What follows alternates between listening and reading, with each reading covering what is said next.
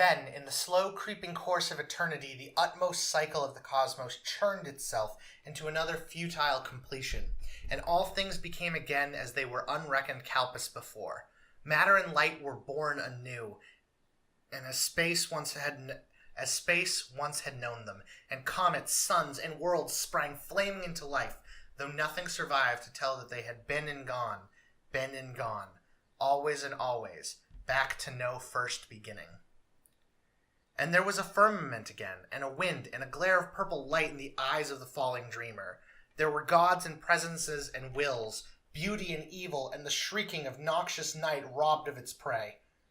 For though the unknown ultimate cycle had lived a thought and a vision of a dreamer's boyhood, and now there were remade a waking world and an old cherished city to body and to justify these things. Out of the void, Snyak, the violet gas, had pointed the way, and archaic Nodens was bellowing his guidance from unhinted deeps. Stars swelled to dawns, and dawns burst into fountains of gold, carmine, and purple, and still the dreamer fell.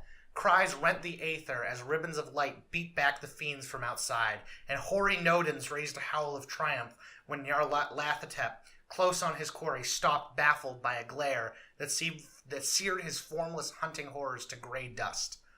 Randolph Carter had indeed descended at last the wide, marmoreal flights to his marvelous city, for he was come again to the fair New England world that had wrought him. So to the organ chords of morning's myriad whistles, and dawn's blaze thrown dazzling through purple panes by the great cold dome of the State House on the hill, Randolph Carter leaped shoutingly awake within his Boston room. Birds sang in hidden gardens, and the perfume of trellised vines came wistful from arbors his grandfather had reared.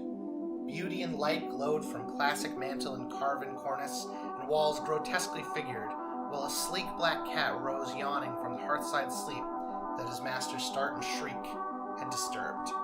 And vast infinities away, past the gate of deeper slumber and the enchanted wood and the garden lands of the Serenarian Sea and the twilight reaches of Inganok, the crawling chaos Nyarlathotep strode brooding into the onyx castle atop unknown Kadath in the cold waste, and taunted insolently the mild gods of earth whom he had snatched abruptly from their scented revels in the marvelous sunset city. Hello, hello, hello, as the people of Brood Hollow say, and welcome to another Lovecraft Sundays, because we are in the middle of the CarnyPop DailyDrop. Today we are going to be talking about my favorite thing that Lovecraft has ever made, and that is the dream quest of unknown Kadath. Kadath. I'm not even sure. I've heard it pronounced both ways, gonna be honest. This is an incredible novella. It is so good. It's hard to even encapsulate everything that I love about it, so I'm actually going to start from the end, the little bit that I have told you. The part that I just read is from the perspective, it's showing the final part of an epic journey that the dreamer Randolph Carter has gone on. Randolph Carter will come up again later in some stories, but something one has to remember is that Lovecraft reuses names, but each story is its own instance. So it's not like you need to read this to read the other ones. But in this, he's just gone through an epic journey throughout the Dreamlands, which I'll explain a little bit later. And he has finally found that the thing he has been searching the whole time is for the spirit of his childhood. The golden city that he saw in his dreams is actually the New England town where he was born. This is another heavy element of Lovecraft's work, which is often overlooked. There's a heavy nostalgic element, a appreciation for a simpler life, an appreciation for childhood and innocence and beauty. And I know that when you think of Lovecraft, you probably do not think of beauty, but you need to understand that it is part of his work. You cannot have all of this grotesqueness and this horror without loving beauty in a certain way. And he really does. That last section blew me away when I first read it. And I don't know if I gave it justice at the beginning of this. I stumbled a little bit in my words, but when he describes Randolph Carter falling through this abyss and entire life cycles of universes go by while he falls, he experiences infinite eternities where suns are born and die, when the universe contracts and expands and comes again. He realizes that he's in the middle of a cycle, which is in the middle of a cycle. That his universe, every piece of his existence, is just a piece of this long, huge tapestry that just continues, and there is no beginning because there is no end. And nothing is... It's never going to resolve. Universes will just keep being born and dying. And yet, even when he sees that, when he sees this huge cosmic truth in the dream worlds, he still gets to where he's going. This is one of the few Lovecraft stories with a happy ending. Randolph Carter comes home, and he realizes that what he's been missing all along is Boston. As crazy as that sounds. What he's been missing all along is New England. He just lost the ability to see it that way. He didn't understand that the golden city of his dreams actually was the New England of his childhood, and it's still here in small measures, even if it isn't the same as when he was young. Now, let me back up a bit and contextualize this. This story starts with Randolph Carter going to sleep. This whole story is a dream. But it's not a twist. It's not a lazy twist. You know from the very beginning. Because dream doesn't mean it's not real, according to Lovecraft. And that's very important. There is another aspect of Lovecraft's work. There's all like the Cthulhu mythos stuff and everything going on in the very real world that is part of the history, the physical history. Even if it is beings from another dimension or whatever, they are physical creatures insofar as they overlap with our dimension. But the state of the dream world, the dreamlands, is a little bit different because you can go to the dreamlands and control them if you are an experienced dreamer. It talks a lot about that in this, where there are experienced dreamers who have dreamed up entire countries for them to live in and be the king or sultan of.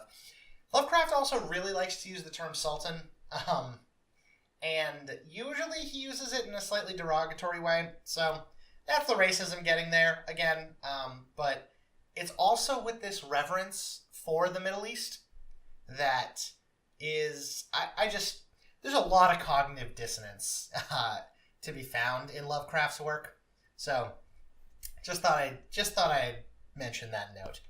But Randolph Carter even knows someone who is the king of a dream country that he made up.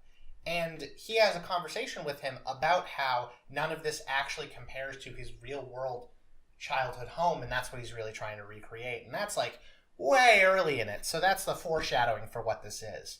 And it's not completely obvious even. That idea just kind of spirals down until it lands in some of these last passages. But the other thing about this is that besides all of that beauty at the end and that wonderful idea of this dreamland and finding your childhood home again, before you get to that, this story is a fantasy epic. It is written like a fantasy, like an epic poem, where it doesn't go into so much detail on things, but it just goes by stuff that is insane. Insane. Like, oh my god, I cannot go through everything that happens in this, because it's a fucking lot. But once he's in the dreamland, he's trying to look for this golden city. And he knows that he has to get to Kadath, unknown Kadath, to find it. He thinks it's where the gods are. Or rather, he's going to petition the gods to be allowed to look for his golden city. The gods of Earth. It's very important that we talk about the gods of Earth versus the other gods, because the other gods are what you would probably typically think of as Cthulhu stuff. Nyarlathotep, Azathoth, Cthulhu, kind of, etc., etc. The gods of Earth are powerful, but a little less sinister than that.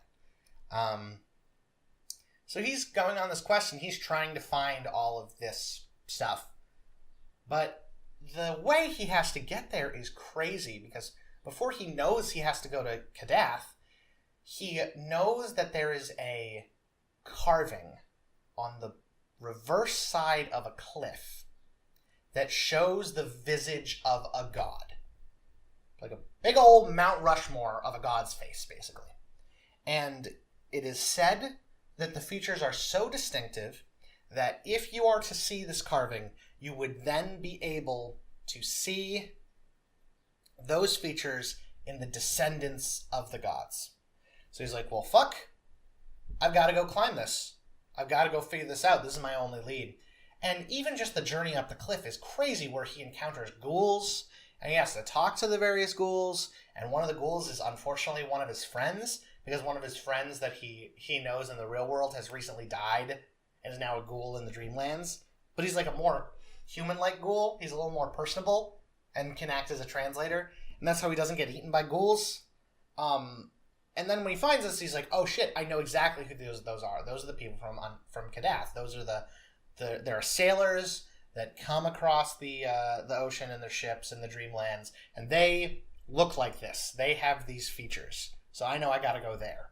So he waits around to find one, and then there's a whole divergent thing where he gets captured by tentacle creatures from the moon. And they sail around in Spanish galleons. It's very D&D Spelljammer in that way, where it's like big, tall boats sailing through space. So they sail in these galleons, and they sail in ships. They sail in like boating ships. And they come from the moon, and they abduct him. Because they just do that. They're slavers. They have like pseudo-minotaur, like half-human, like part human, part animal slave race. That's another whole thing, is that these tentacle people have this slave race that works for them. But he gets abducted to the moon. Oh, something that's important to establish before that is that he's a friend to cats. Lovecraft fucking loved cats. He loved cats more than the internet currently loves cats. Like, those were his animal. Absolutely loved them. Oh, gross. Jesus. Excuse me. But in this, he's a friend to cats. And cats are intelligent in the dream worlds. Just like they're almost intelligent in the real world. That's why there's a cat at the end of the story in the passage that I read. So, this cat, he's made friends with various cats beforehand. That was one of the ways he got information. So you're like, hey, CarnyPop, why are you saying all of this? You were just talking about tentacle creatures on the moon. Well, he gets abducted by the tentacle creatures on the moon, and he lets out a meow of help. He calls for the help of all cats. And here's the thing. Cats go to the dark side of the moon at night. Obviously. Clearly that's where cats go. So, there's a shit ton of cats on the dark side of the moon. So he notices that he's been taken to the moon. He calls on the power of the cats. And they come rescue him. And they bring him back down to the Earth of the Dreamlands. Because just because this is the Dreamlands and there's some funky stuff, it's still very, like... You still travel by very regular means. Physical means. Regular is not the right word. Because the way he gets back down to the Earth is that the cats form a bridge down. And it's not like, oh, I'm going to walk down the bridge of cats. No. They form a bridge, and then he goes inside of it, and basically the cats shimmy him along down their tunnel of cats until he gets to the bottom. And that's what happens. And it's amazing. It's fucking great. But you just sit there when you read it and you're like, what the fuck is going on? Especially when, like, it's so unlike other stuff that he writes. And it's so refreshing in that way. Like, it just shows, it informs so much about his writing when you see this other side, this, like, kind of wackier dream world side. But the thing is that it's all taken seriously, or moderately seriously. And that aspect of it really amps up how good it is. In my opinion, at least. Other things that he does along this, at one point, so he gets returned by the cats. He eventually gets to unknown Kadath. He eventually gets to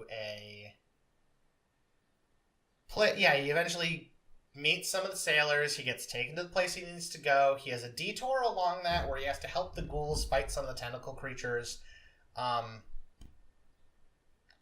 Oh my god, before that, there's also a whole section in an enchanted forest. There's an enchanted forest where the cats were about to be attacked by something.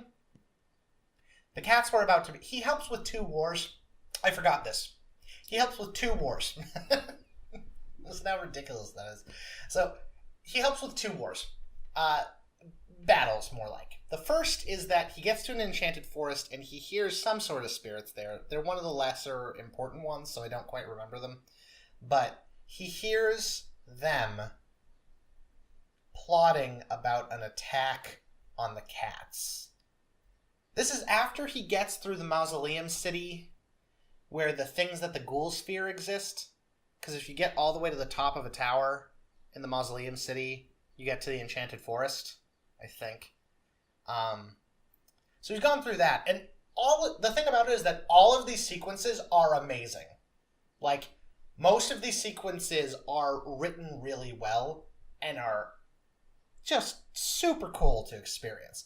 Like, the Mausoleum City has these creatures that the ghouls fear that are all sleeping, and they need to, like, sneak by them, and they're terrifying in and of themselves. And then if you manage to get up to the top, there's this giant door that you have to move to be able to get into the enchanted forest. And that only works... that only works because he had ghouls with him. He needed the ghouls to come with him so he could continue his quest. But once he's there, the spirits are plotting the demise of the cats, and so he's like, that's no good, and he meows for help again. And the cats come and they preemptive strike all of these spirits, and one of the kittens that he saw from before is now a fully fledged soldier. That's an important thing. Time passes, like, he spends a long time doing this, at least in the Dreamlands. We don't know how long he's asleep for, so he could have been like in a coma, but that's not really the implication. This is like live an entire world in a dream, live an entire life in a dream. So after the cats and the battle there, later, after he's moved through the enchanted forest, and after he has progressed more on his quest, I'm trying to see if there's anything I'm missing right now. I definitely am, but I'm not entirely sure what this little leg of the journey is. But then he ends up on the ocean, and he has to help some ghouls. Because his friend is back with the little battalion of ghouls, and they encounter an island where the galleys of the tentacle creatures come. This is where they come to Earth, and then they spread out from here, and then they go back to the moon from here. So they decide to attack. So there is a detailed description of the tactics of the battle that Randolph Carter and the ghouls use to fight the tentacle creatures from the moon. And many ghouls die in valiant battle. And it's it's a battle where like the tide turns multiple times. Like this is no simple like, okay, here's our strategy, we execute it. This is like, here's our strategy, we start executing it, they start to retreat. Oh wait, there's a complication. We have time to like put our forces back together, and now we have the tentacle creatures from the moon coming with the reinforcements. So now we gotta fight them off. It's dope. It's like just fucking dope is what it is. And eventually, once he ends up on Kadath, he needs to go to the plateau of Leng, where he has to... Sorry. The country he's going to is Leng. Hateful Leng. And then Kadath is somewhere there. And he just has to, like, go up on this plateau where there are these, like, giant, humongous, crazy flying monster things. And he thinks he's just going to die to one of those. But then a priest of Leng, which... This is unfortunate. This story is really, really great. It is marred by some horrific racism. He refers to someone who is supposed to look Asian as slant-eyed. It is not okay. It's not good. I think that there's a lot that is good in this story. That means it is worth reading this story. But you do need to be prepared for that. And the section of the story where that character is around is very uncomfortable. So, you've been warned on that. But the other piece, like the other thing that ends up happening is that this priest takes him to a place and shows that the gods have left where they're supposed to be. Well, first of all, he has to get his way out of a crazy labyrinth because he's brought into a place he shouldn't be. Eventually, he finds where the gods are supposed to be, and the gods are not there. The gods have vacated where they live because they have gone to the golden city that his dreams have created. And now he has been conscripted by Nyarlathotep to bring the gods of Earth home. But then it's a fake conscription because Nyarlathotep actually doesn't want them to come back because he wants the other gods to be able to come into their spot and to be able to be closer to the dreamlands of Earth. This is not what ends up happening because Randolph Carter manages to wake up. He discovers where his golden city is, and when he realizes that his golden city in his dreams is New England, and he takes those eternities to live with his realization, the golden city doesn't exist anymore because he's not dreaming about that anymore. That's not what he sees in his dreams. He sees the real city for what it is. So I like this story a lot. I love this novella. I think that the dreamlands are super important. I know that there are some that think they're lesser Lovecraft, and I think those people are wrong. I think that this is some of the best stuff he's done, and I would highly recommend reading this one. I would say you should probably read something else first, because if you don't have any knowledge of Lovecraftisms, some of this might get hard to follow. But if you're armed with a little bit of prior knowledge and you decide to read it, it is so good. And it has so many passages of wonderful prose. And like I said, the ending that I read, the first time I read it, it just took my breath away. I was substitute teaching. I was just picking up Lovecraft again. Because that's the thing. The last couple ones I've done vlogs on, I read all of those in college at a specific time in my life, basically. And then I didn't have time to read for pleasure for a while. And this was the beginning of me returning to that.